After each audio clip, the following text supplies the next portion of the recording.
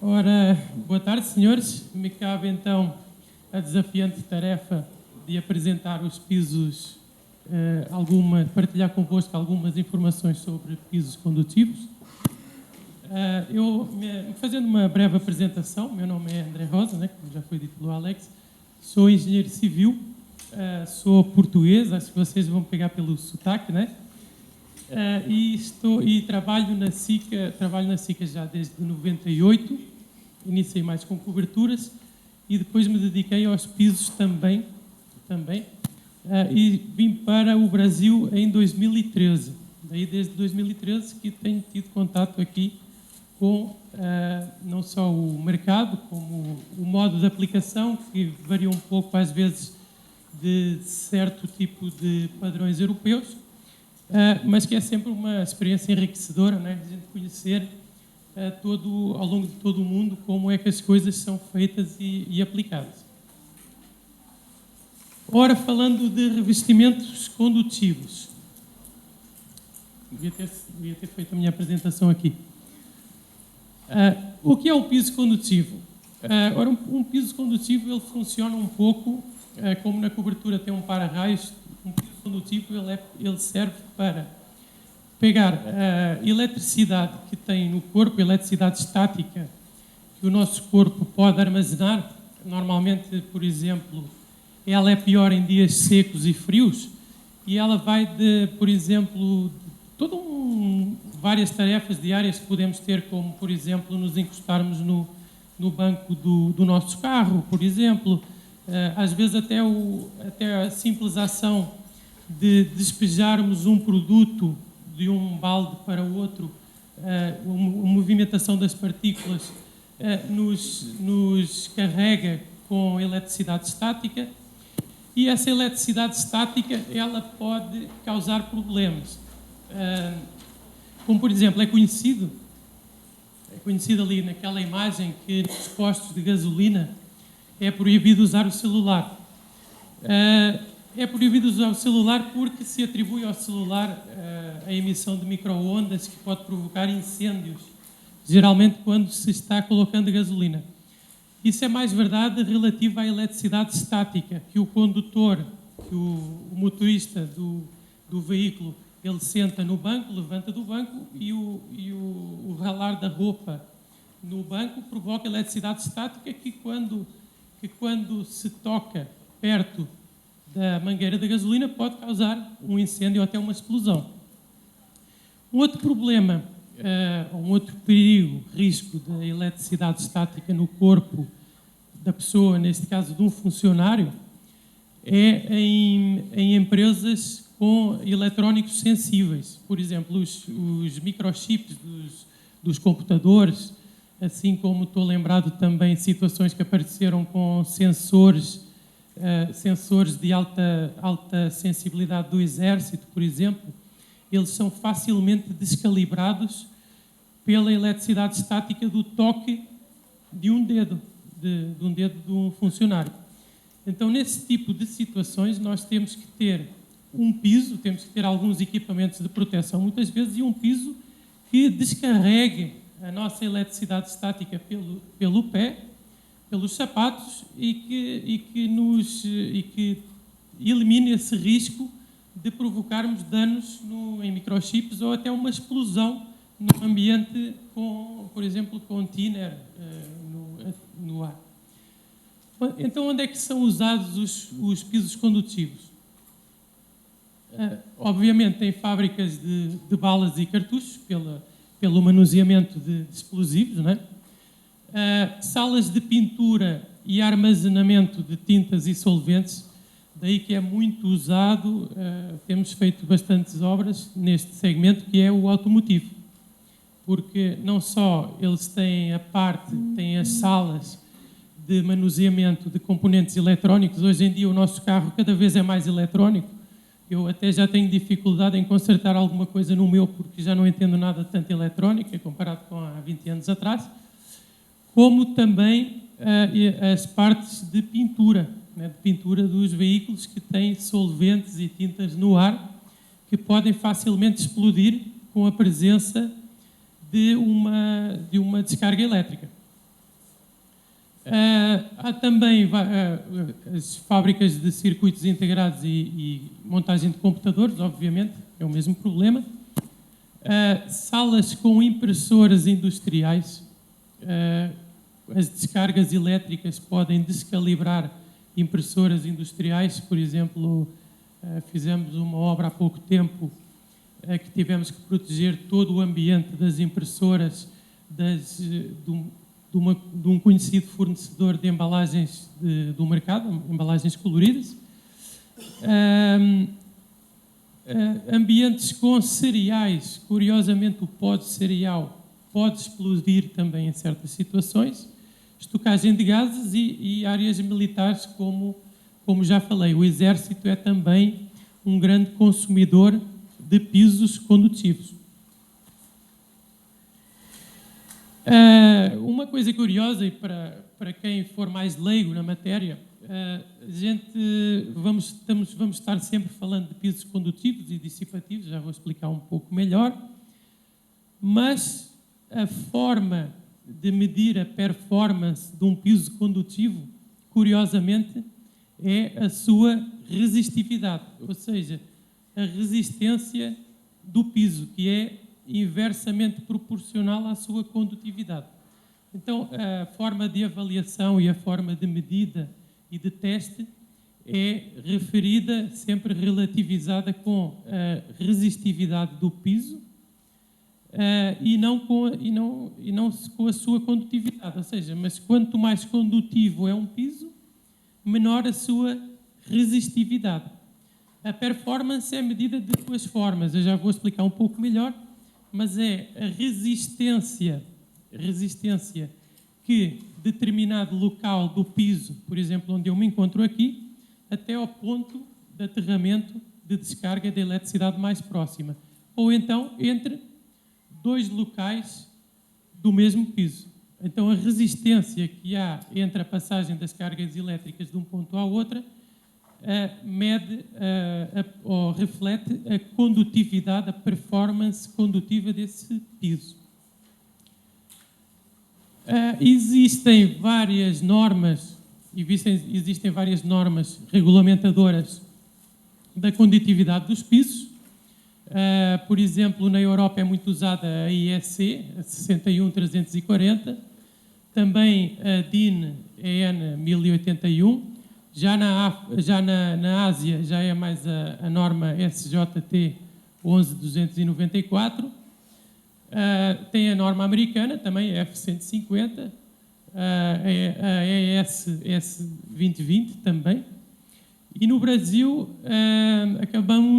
acabamos nos apoiando muito na norma americana e também na norma europeia. Outra norma também. Os pisos condutivos, ou esta classe de pisos, eles em geral se dividem em dois tipos de pisos relativos à sua capacidade condutiva. São os pisos condutivos, que são os mais performantes, e eu receio que...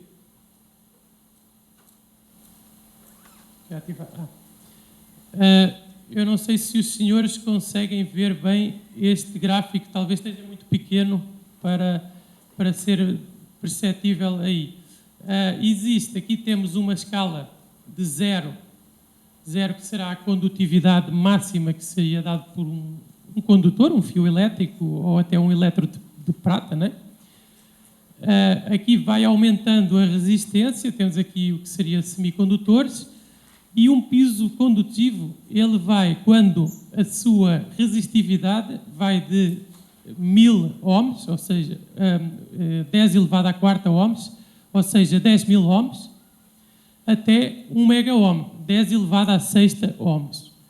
Se os valores medidos do piso estiverem dentro desta área, consideramos um piso condutivo. Porque é que se os valores forem de 10 à sexta ohms até 10 à nona ohms, o piso é considerado dissipativo, ou seja, com uma performance um pouco menor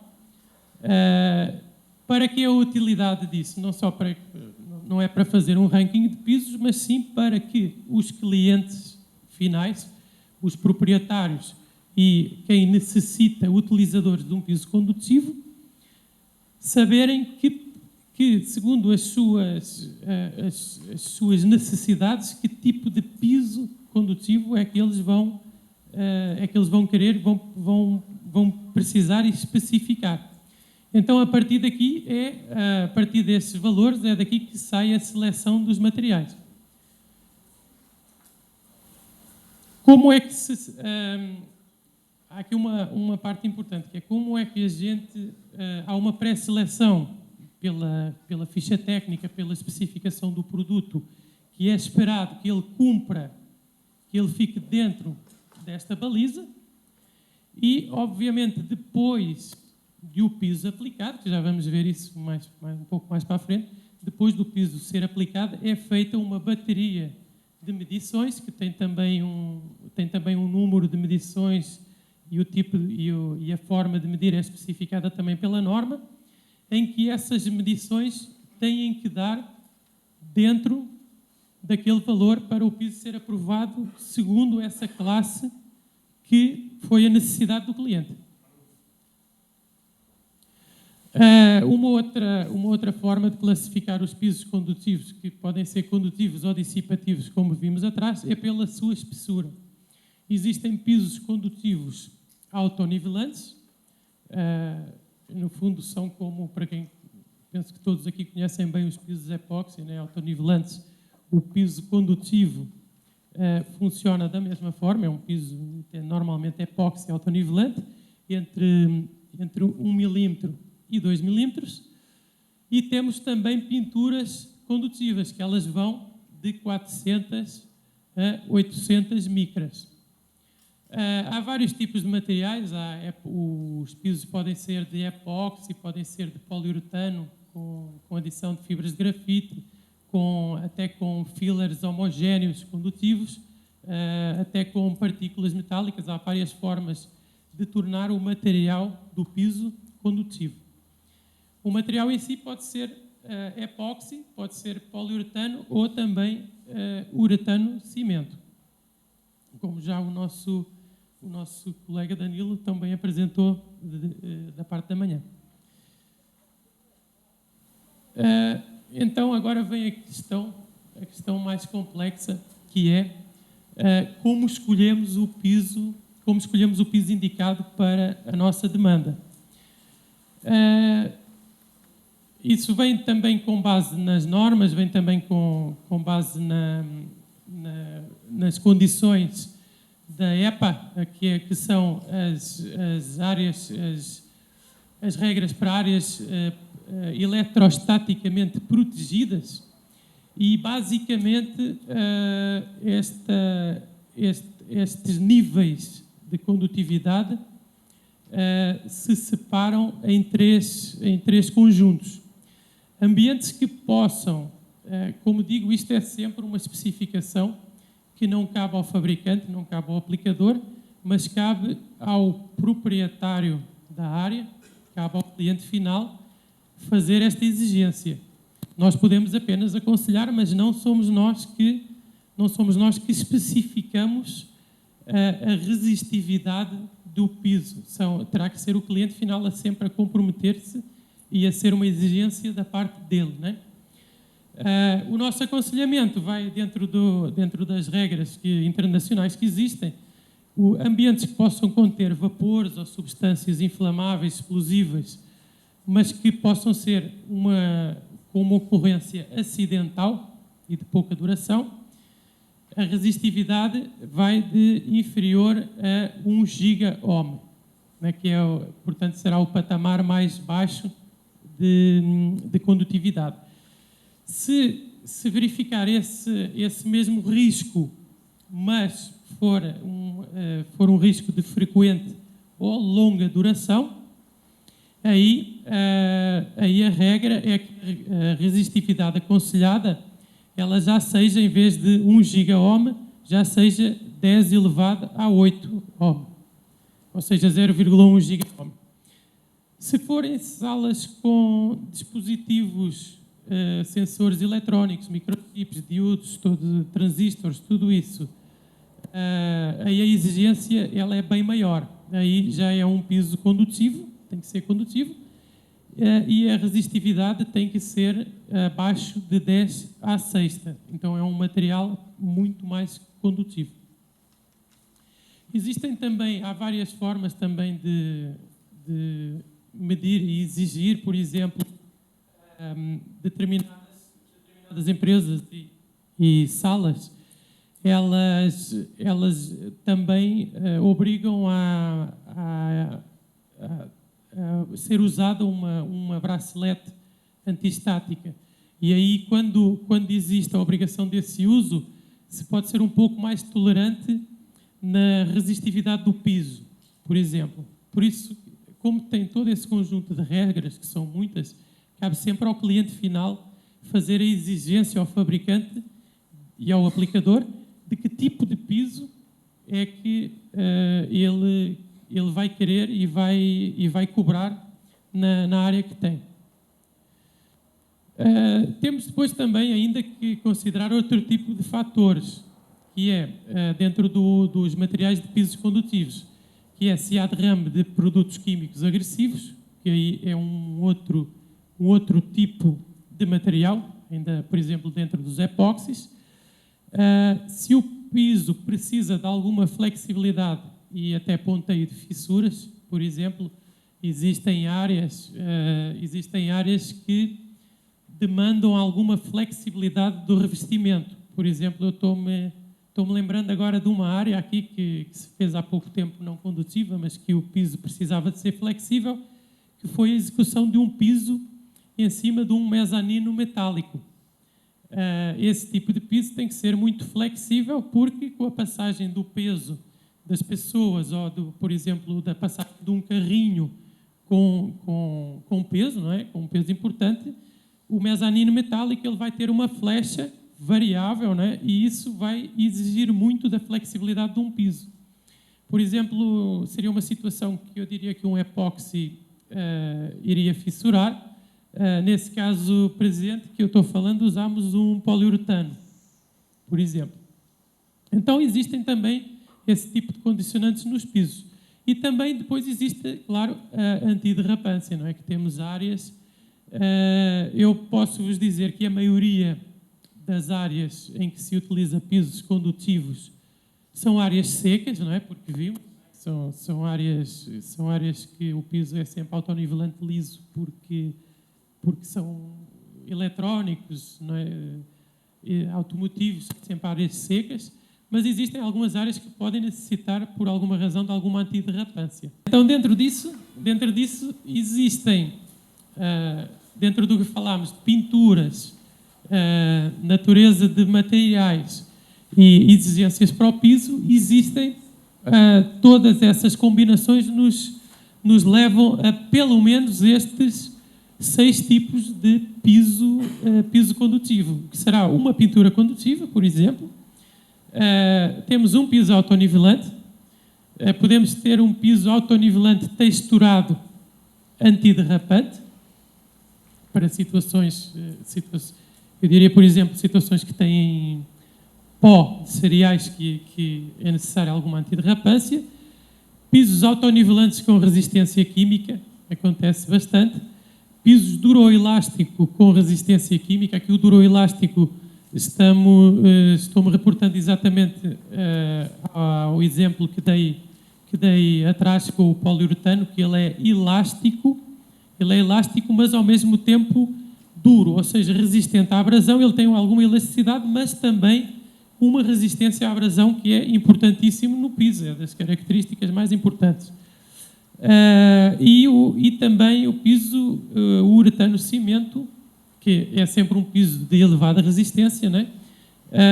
Mas que pode ser feito também na versão condutiva. Relativa à pintura condutiva e aos pisos autonivelantes, as pinturas condutivas elas têm uma performance muito boa a nível da sua condutividade, porém têm o mesmo as mesmas propriedades e comportamentos que é conhecido para as pinturas epóxi comuns, né? Que uma pintura é como um aço, é como um vidro. Se temos um material que ele é menos espesso, não podemos exigir dele a mesma resistência a impactos, a mesma resistência ao uso, à abrasão, a mesma durabilidade que vai ter um material, o mesmo material, mas com mais espessura, né? Então, um autonivelante, ele vai tendo sempre uma performance maior relativamente às agressões que vai sofrer durante toda a sua vida. Se eu vou passar aqui, mais fácil. Os pisos autonivelantes, eles têm dois processos de fazer a sua condutividade. O mais comum, que é com fibras condutivas, fibras de carbono e grafite, eles funcionam do seguinte modo.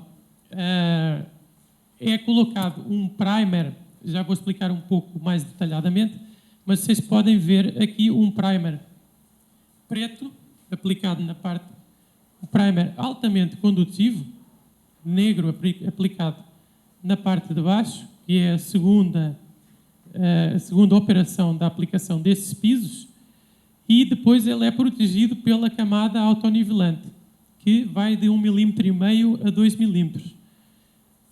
Quando os pisos são autonivelantes epóxi com fibras, não se pode ir além dos 2 mm.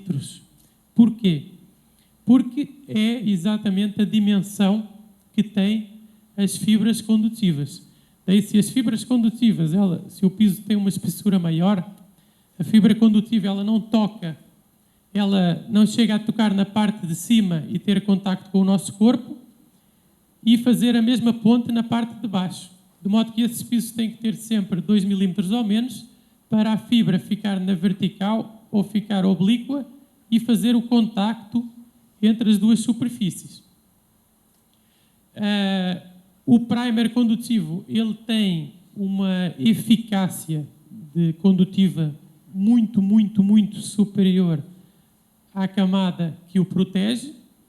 Daí, a condução aqui é feita apenas em 1,5 mm e 2 mm e é o primer condutivo que se encarrega de transportar a carga de uma forma muito eficiente até ao ponto de aterramento, que já vamos também conhecer melhor como funciona.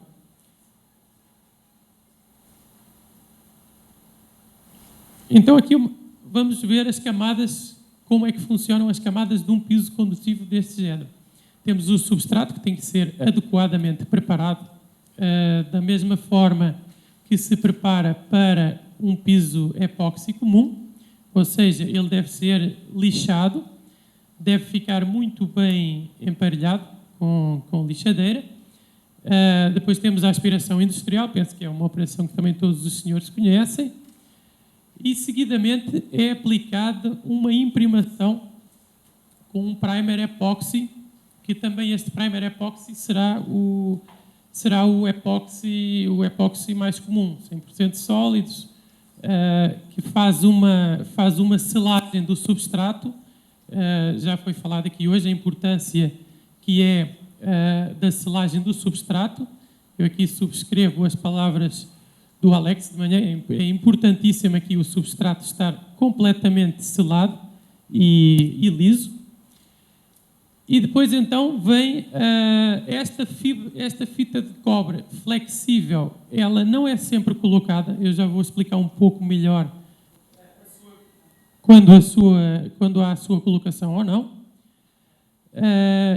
E em seguida é aplicado o primer epóxi condutivo, que é aqui a alma do nosso sistema. Esses primers são primers que são muito ricos em fibras de grafite e carbono, por isso normalmente são negros até. São aplicados numa camada muito fina e uniforme. Os produtos com que eu trabalho têm um consumo sempre assim na faixa dos 100 gramas, 150 gramas. É muito importante que esta camada fique uniforme, sem excesso de material e com uma cobertura perfeita de toda a superfície. Isto vai ser um ponto fundamental para que o nosso piso apresente uma condutividade uniforme em toda a superfície e absolutamente eficaz. Vem depois, no final, a última camada, que ela serve, esta função desta camada é mais protetora, propriamente, do que condutiva, porque a condutividade é dada pelo primer que fica em baixo. Só que o primer condutivo é um primer que é sensível na sua resistência à abrasão, é muito fino e por essa razão tem que ser sempre protegido pelo revestimento condutivo.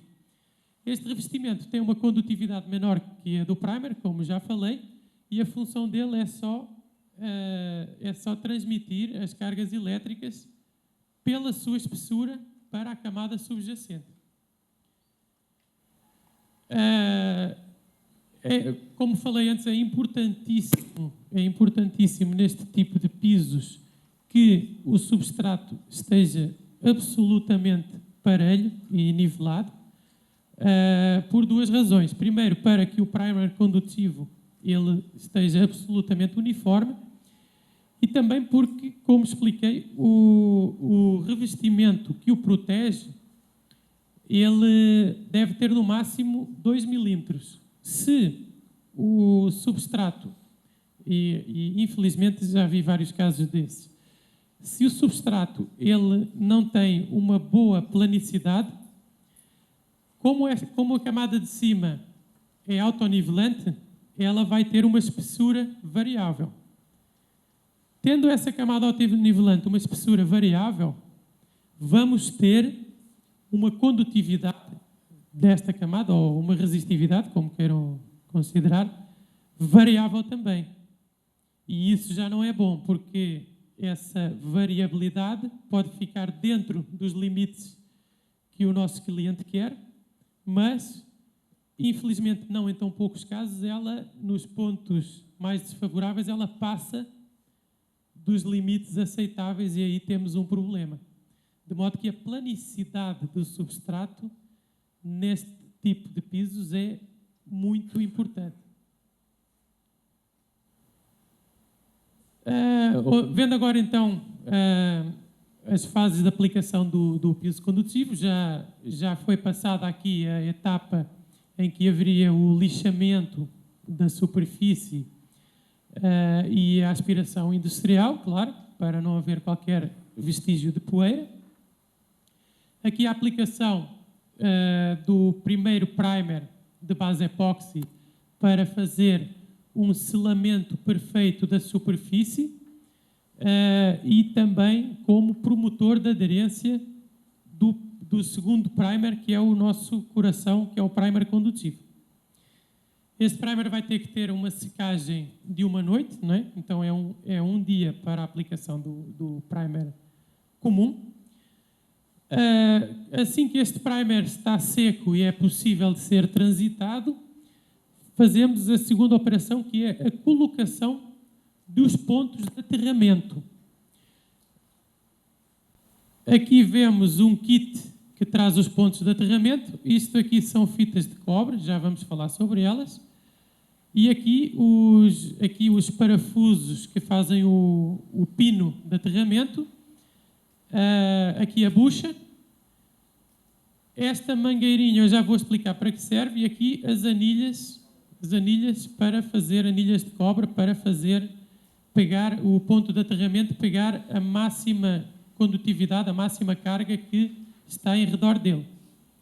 Então é feito o furo, é colocado a bucha, aí é parafusado o pino de aterramento com duas anilhas. Estas duas fitas que vêm aqui é para melhorar a captação de cargas que vão vir no primer, que vai ser aplicado depois. Aqui a aplicação, a porca, que aperta as anilhas firmemente ao piso, e depois é colocado este tubinho plástico. Este tubinho plástico ele é descartável. A única função dele é porque, quando depois aplicamos o revestimento autonivelante, que aqui está mostrado em azul, seria muito fácil, e com a correria da obra, pintar todo o ponto de aterramento. Mas esta rosca que está aqui, ela tem que permanecer nua para poder ser aparafusado, o cabo de terra e a respectiva porca. Então colocamos este tubinho para proteger o ponto de aterramento das camadas de resina. Aqui é aplicado o primer e no dia seguinte a camada de resina autonivelante. Esta etapa eu estou mostrando agora, mas isto é a etapa final depois do piso estar concluído, que é a ligação do ponto de aterramento ao circuito de aterramento do prédio. Esta parte não compete, daqui para a frente já não compete ao fabricante nem ao aplicador. Já é da parte elétrica, o engenheiro elétrico das instalações é que tem que fazer esta operação. Os pontos de aterramento, eles são estratégicos, eles são vários, variam conforme a geometria e o tamanho das áreas condutíveis que estamos aplicando. E normalmente funciona assim. Para os materiais que eu trabalho, não é? No caso falando da SICA, um ponto de aterramento, a capacidade do primer condutivo não é a capacidade do ponto de aterramento. O que define isso é a capacidade do primer condutivo. No caso do primer condutivo com o qual eu trabalho, ele consegue recolher com 100% de segurança todas as cargas elétricas numa periferia circular, num raio de 10 metros de um ponto de aterramento. Então, o que é que nós fazemos? Nós pedimos a planta da área condutiva ao nosso cliente final e fazemos a implantação, estudamos a implantação do número e localização de pontos de aterramento de acordo que o conjunto deles consiga cobrir toda a área da sala. Por exemplo, aqui temos um defeito porque esta área aqui não está totalmente coberta. Embora isto seja feito com um coeficiente de segurança, mas precisaria de mais um ponto de aterramento para cobrir esta área que não está totalmente coberta. E é aqui, eu deixei propositadamente porque é aqui que entra a fita de cobre. Tem fabricantes que utilizam uma matriz de fitas de cobre em vez de um primer condutivo ou em conjunção com o primer condutivo, uma matriz de fitas de cobre por toda a superfície. No caso dos produtos que eu trabalho, nós usamos a fita de cobre para fazer uma ligação entre duas áreas de influência do ponto de aterramento que não era possível cobrir. Isso é meio confuso, eu vou dar um exemplo prático. O ponto de aterramento ele tem que ficar perto de uma parede, ele tem que ficar perto de um elemento para que nós, com o uso da sala, o funcionário não tropece no ponto de aterramento. Isso, obviamente, não é prático, não pode acontecer. Então, muitas vezes, não é possível colocar um ponto de aterramento no meio de uma sala por estéticas e funcionais, certo? Então, para ligar as áreas e manter a condutividade, a coleção de cargas de toda a área, nós colocamos uma fita de cobre que ela é colocada por baixo do primer, como veem. Ela aqui está junto do ponto de aterramento, mas essa mesma fita ela pode ser usada para ligar áreas que não estão tão bem cobertas por todos os pontos de aterramento e que a sua localização não permita. Depois dos pontos de aterramento colocados, que provavelmente sempre no mesmo dia, é aplicado o primer condutivo. Este primer muitas vezes até é de base e água, não tem cheiro. É aplicado numa camada muito fina, com um consumo na faixa dos 100 gramas, 110, 150 gramas, aplicado em rolo, tem que ficar com o recobrimento perfeito. E depois de curado, a cura dele também leva sempre um bom par de horas, 6 a 8 horas. Depois de ser curado e de poder ser transitado, é uma boa prática fazer já uma medição da sua condutividade. Isto nem sempre acontece, mas um trabalho de qualidade faz com que se meça já nesta fase a condutividade do primer. No outro dia é aplicado então o revestimento condutivo ou pintura condutiva. Neste caso aqui na foto vemos a aplicação com um desempenho dentado de um primer, desculpem, do revestimento autonivelante condutivo, provavelmente aqui com 1,5 mm. Só tenho a foto desta operação, mas tal como num piso autonivelante epóxi, logo de seguida será passado um rolo fura-bolhas em toda a área para eliminar qualquer tipo de bolha de ar que tenha ficado no revestimento ocasionada pela sua mistura. Existem alguns pontos críticos nos pisos condutivos. Um deles, que no piso tradicional autonivelante não tem o menor problema, que é uma juntas de dilatação. O piso é tratado e é fechado normalmente com um selante elástico de PU e tudo bem. Só que num piso condutivo, como é que nós mantemos a condutividade? Imaginem que o ponto de aterramento está aqui. Como nós asseguramos a condutividade deste lado para um ponto de aterramento que está aqui? Temos que passar pela junta. Obviamente não temos um selante elástico aplicado, extrudado, condutivo. O selante não é condutivo, então temos que fazer uma ponte por baixo da junta com um cabo elétrico. Este cabo elétrico é um cabo comum de eletricidade dos aparelhos que nós ligamos, cortamos um pedaço do cabo, destrançamos o fio, desfiamos o fio e colocamos deste lado, depois colocamos uma fita daquelas de cobre adesivo que eu mostrei antes, uma fita de cobre adesivo fica aqui segurando este cabo, se segue o mesmo processo e é colocado deste lado. Depois então entra o primer condutivo por cima de toda esta área, assegurando que a condutividade passa de um lado para o outro na junta. Este tipo de ponte deve ser feita separada de no máximo 2 metros para se assegurar a condutividade ao longo da junta. Existe outro tipo de ponto crítico que é degraus.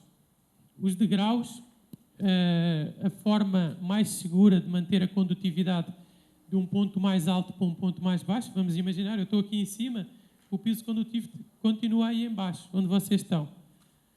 O melhor é colocar um ou outro ponto de aterramento em cima e colocar outros pontos de aterramento em baixo, porque fazer a superfície vertical, manter o primer condutivo com a espessura certa num degrau é complicado, assim como o seu recobrimento.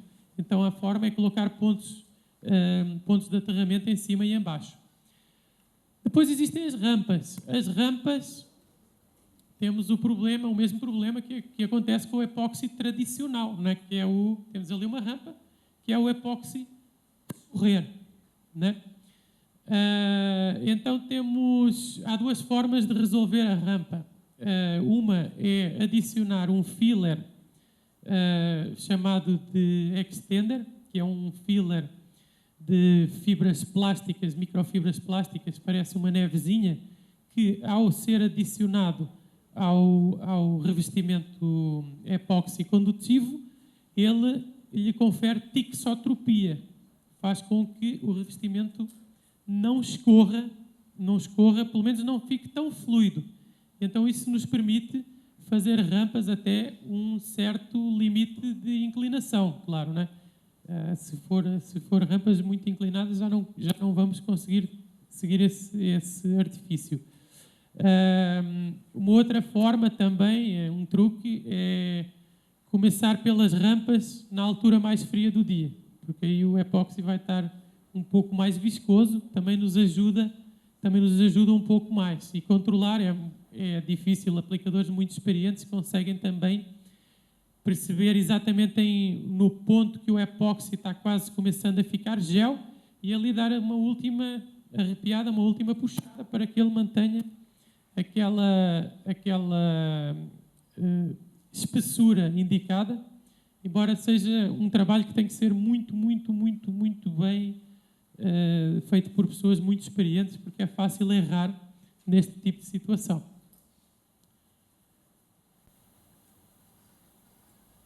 O atravessamento da canaleta, ele, no fundo, é uma junta de dilatação de dimensões maiores. É o mesmo processo que expliquei aqui. E agora aplicamos o nosso piso. Temos o nosso piso fantástico, bonito, com bom aspecto. Mas será que ele funciona? Será que ele tem a condutividade que o proprietário comprou? Que o proprietário exigiu? Não sabemos. Vamos medir. Cruzamos os dedos e esperamos que sim. Como é que, para sabermos, vamos ter que medir a sua resistividade. A resistividade existe a norma segundo como deve ser medida, mais comum é a DIN 1081. Conforme o tamanho da área, existe um número aconselhado de medições, de bateria de medições, proposto por essa norma. Até 10 metros quadrados serão 10 medições, uma por cada metro quadrado. Se a área, que é o mais comum, for de 10 metros quadrados a 100, 10 a 20 medições aleatórias na área. Obviamente que não convém serem todas no mesmo lugar, ou perto. Acima de 100 metros quadrados, 10 medições por cada setor de 100 metros quadrados. Este tipo de medições tem duas formas de ser feita.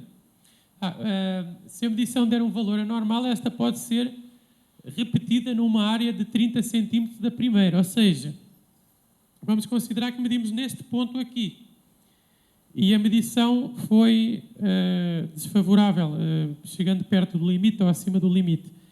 A norma permite que seja feita uma outra medição imediatamente num ponto contíguo, e se essas medições já forem favoráveis, a primeira é desconsiderada pela norma, é válido, e considerar-se antes a outra que tem um resultado favorável.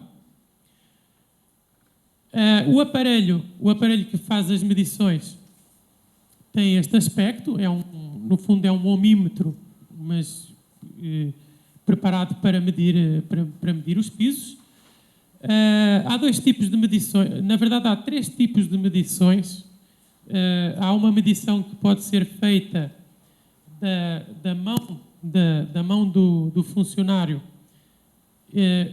até ao ponto de aterramento, ou seja, o circuito é fechado pela mão do funcionário, passando pelo seu corpo, pelo seu calçado, pelo piso até ao ponto de aterramento, só que este tipo de medição é feita aferindo também a performance do calçado e da roupa, de tudo que o funcionário está utilizando.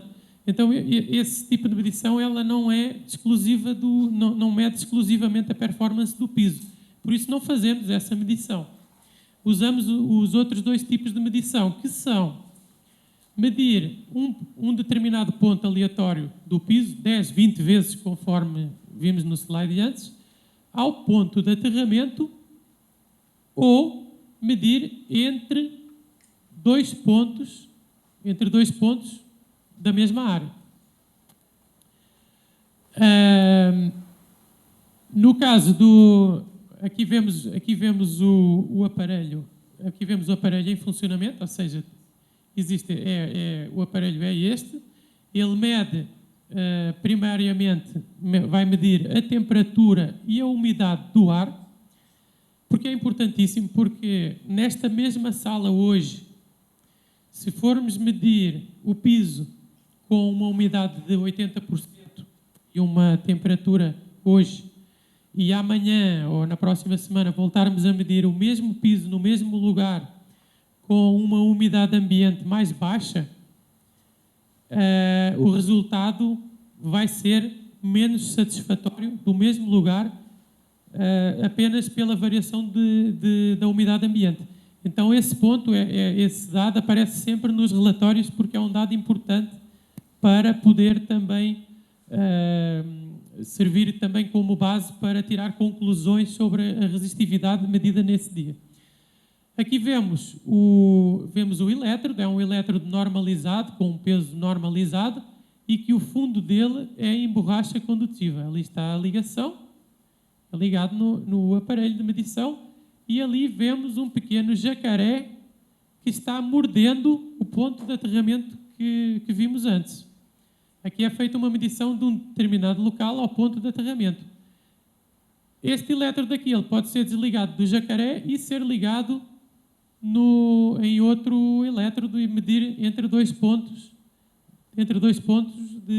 a condutividade do piso. Existem esses dois tipos de medição.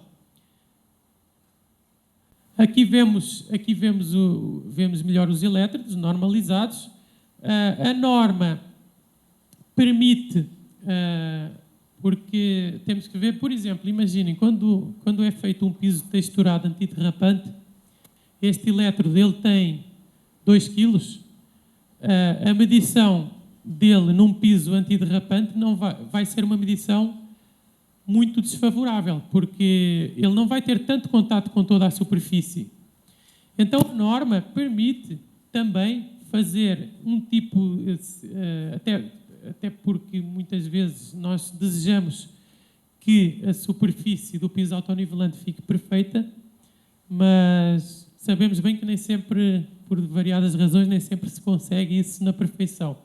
Então existe um outro tipo de elétrodo de medição, que é um tripé, em que se liga aqui o aparelho, se coloca o tripé no chão e isto é metálico para ser feito um peso mínimo de 300 newtons sobre ele no momento da medição. O que normalmente se faz é o nosso colega sobe em cima do tripé e fica ali fazendo um pouco de equilibrismo enquanto fazemos a medição. É outra forma de medir aprovada pela norma. E aqui, para finalizar, mostro o aspecto geral de alguns pisos condutivos. Este aqui é exatamente na fábrica de embalagens que eu falei, a parte de impressão, que as impressoras têm que ter um piso condutivo para não correrem o risco de serem descalibradas por a eletricidade estática de algum funcionário. Aqui estamos fazendo a medição entre 2 pontos e não entre um ponto e o ponto de aterramento. Aqui vemos outro piso condutivo. Aqui um outro piso condutivo também, com um aspecto autonivelante. E muito obrigado pela atenção. Fico agora à disposição para questões. Obrigado.